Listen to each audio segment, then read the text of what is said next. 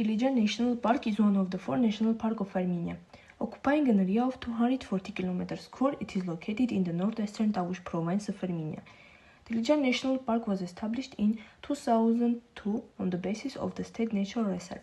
which in its turn established in 1958 on the basis of the former Dilijan-Kaybishev Forest Enterprises.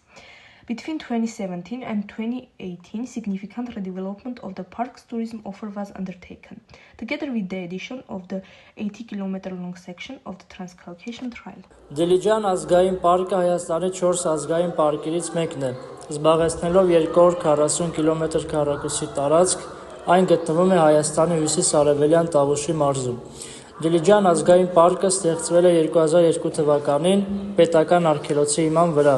որն իր հերթին ստեղծվել է 1959 թվականին նախկին Դիլիջան Կույբիշևի անտառին ձեռնարկությունների հիման վրա։ 2017-ից 18 թվականներին իրականացվել է այգու զբոսաշրջային առաջարկի զգալի վերամշակում, ինչպես նաև Անդրկովկասյան արահետի 80 կմ երկարությամբ հատվածի ավելացում։